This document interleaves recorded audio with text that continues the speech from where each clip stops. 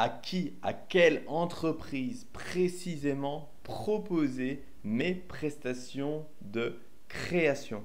Bonjour à tous, je suis Stanislas et je dirige depuis 2010 une société spécialisée dans la fabrication de foulards en soie. J'aide et j'accompagne au quotidien des entrepreneurs, des marques de prêt-à-porter ou des musées qui souhaitent lancer et développer leur collection de foulards en soie. Alors suite à la dernière vidéo, je vous mets le lien juste au-dessus où on parlait justement de proposer vos services créatifs à des sociétés qui pourraient être intéressées pour faire du cadeau d'affaires, pour des salons professionnels, pour des tournées commerciales à l'international ou simplement dans le cadre d'anniversaires de sociétés pour leurs 10 ou 20 ans.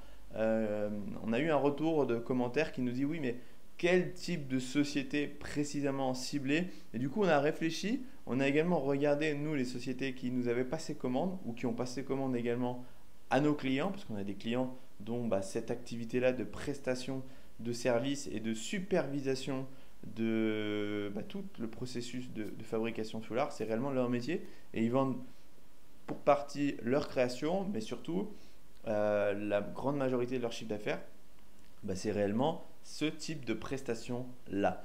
Alors, j'ai établi une liste et je vais vous expliquer un petit peu pourquoi ces entreprises-là ou ces associations-là sont réellement intéressantes pour vous. L'idée première déjà, c'est lorsque vous allez rencontrer soit l'entreprise, soit l'association, de mettre en avant quels vont être les avantages que vous allez apporter avec ce produit.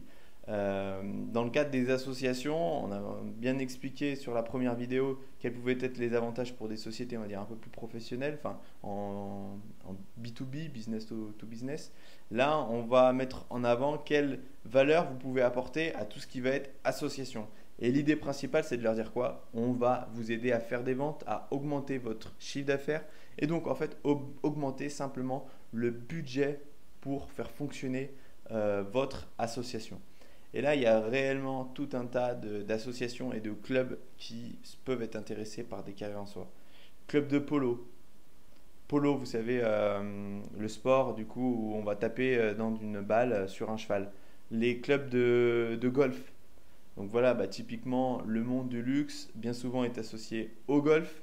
Et là, réellement, un club de golf, si vous leur proposez un très beau carré en soie à leur effigie, vous avez la possibilité facilement de vendre votre prestation de service de création de visuels et puis derrière, superviser toute la fabrication et puis du coup devenir l'interlocuteur pour justement l'approvisionnement des carrés en soie. Je vous dis carré en soie, ça peut être carré, ça peut être twilly, ça peut être les pochettes pour hommes. Il y a tout un tas d'accessoires qui sont réellement très intéressants à travailler lorsqu'on vise et qu'on a entre guillemets la chance d'avoir une clientèle haut de gamme. On a aussi tout ce qui est club de voitures de collection. Donc on a Porsche, on a Ferrari, on a Renault, on a plein de clubs comme ça qui sont vraiment fans de leur voiture ou de leur marque. Et on peut facilement imaginer que si jamais on va créer des accessoires un petit peu vintage autour de ces clubs, et facilement les membres qui cotisent chaque année dans le club vont vouloir eux aussi porter un carré à l'effigie de leur club. Et donc ça, c'est relativement facile à convaincre. Aussi tout ce qui est club de motards. Vous savez, les motards, quand ils font de la moto, on va dire à la mode ancienne, ils mettaient un bandeau pour simplement pas avoir les moustiques, les mouches, pas gober des insectes lorsqu'ils sont en train de faire de la moto. Ça a aussi un côté très stylé et très vintage. Et voilà, avoir plein de foulards différents. Avoir un foulard en soie, c'est très agréable au toucher sur la peau. Là, vous pouvez réellement aussi facilement, j'allais dire, convertir des clubs de motos, que ce soit des motos même récentes ou des motos plus anciennes. Harley Davidson par exemple. Enfin, il y a vraiment un nid de prospects chauds autour de ces associations-là qui est très intéressant. Après, tout ce qui est association sportive féminine. Donc, je ne vais pas vous citer tous les sports que pratiquent les femmes, mais il y en a énormément. Et donc là encore, l'idée c'est quoi? C'est d'associer le sport en question avec un accessoire féminin pour justement créer comme une unité autour de cette association. Vous savez que quand on fait partie d'un club ou d'une association, on en est souvent fier et on veut le revendiquer. Et proposer des produits dérivés en soi de qualité. Et là, pour le coup, le club associatif féminin, on a tout, on a notre cible, on a un produit de qualité et on a la symbolique représentative du club. Donc là, il y a aussi de choses intéressantes à faire. Après, vous avez tout ce qui est parc, tout ce qui peut être musée. Là, c'est très facile. Les musées vont faire très souvent des expositions avec des artistes, à chaque fois des artistes différents. L'idée, c'est de discuter ensemble avec les responsables, les différents responsables qui organisent les événements ou les expositions dans le musée et de leur proposer comme une forme de partenariat qui, eux, pourront proposer derrière l'artiste. Voilà, aujourd'hui, vous exposez votre sculpture. Ce qu'on vous propose, nous, c'est de mettre en place une série en édition limitée uniquement pour notre musée à nous, c'est-à-dire que sur le foulard, vous aurez le nom de votre musée, limite la ville et la date de l'exposition en édition ultra limitée, 5, 10 ou 15 pièces. C'est-à-dire que l'artiste y vient, c'est pas non seulement sa sculpture qui est présentée, mais c'est également tout un tas de produits dérivés où justement les gens qui admirent son travail pourront repartir pour le coup avec un produit à prix raisonné mais de grande qualité et garderont aussi un souvenir de l'événement. Donc c'est aussi intéressant pour le musée et pour la ville parce que ça permettra à la personne qui est venue et qui a acheté ce produit-là de se souvenir que c'est dans cette ville et dans ce musée-là précisément qu'il a pu acheter ce foulard, ce carré ou ce bandeau. Aussi les mairies. En fait, sachez que les mairies, elles vont régulièrement recevoir également des délégations étrangères. Et ils ont tout un tas de cadeaux. On l'ignore parfois, mais quand on va recevoir lors d'un jumelage, lors de la mise en place de travaux importants, il y a chaque fois des gens qui sont reçus en mairie. Et les mairies aiment bien offrir quelque chose à leurs visiteurs. Et là, le carré en soi, ça peut réellement être quelque chose qui va mettre en valeur la ville. On va travailler un produit luxueux, encore une fois avec tout ce qui est délégation étrangère. Travailler un carré, ça va être symbolique de luxe, d'élégance et de raffinement.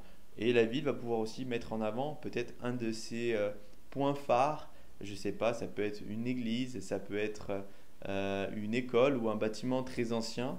Là encore, ça nous est arrivé à plusieurs reprises de travailler avec des mairies. Ensuite, on a tout ce qui est château, propriété viticole. On peut facilement imaginer que lorsqu'on visite un château, on a une boutique souvenir. Alors bien sûr, on trouve les mugs, on trouve les petites serviettes brodées. Et pourquoi pas monter un petit peu en gamme. On visite un château quand même. Un carré en soie, un bandeau de soie, un chouchou. Enfin, il y en a tout un tas de produits où on va pouvoir créer une gamme très variée. Et encore une fois, si vous arrivez à être l'interlocuteur qui a amené l'idée, qui supervise toute la chaîne de production et qui fournit le produit, vous serez rémunéré à la fois en termes de création et surtout de manière récurrente sur la fourniture en elle-même du produit. Donc là, ça peut réellement être très intéressant. Propriété viticole, n'hésitez pas dès qu'il y a des sessions de dégustation. Parfois, il y a des portes ouvertes. Parfois, les propriétés viticoles sont toujours ouvertes. Là aussi, ça permet de créer un produit dérivé. On peut reprendre, on peut travailler l'architecture de la propriété. On peut travailler uniquement sur un nom. Il y a énormément de choses qui sont possibles. Et là encore, vous pouvez réellement apporter votre valeur ajoutée. Le champagne, ça va avec les propriétés viticoles. Et pour finir, tout ce qui est club d'aviation. Vous savez, l'aviateur, c'est souvent lié aussi au carré en soie. Donc là, des clubs d'aviation, il y en a de partout en France.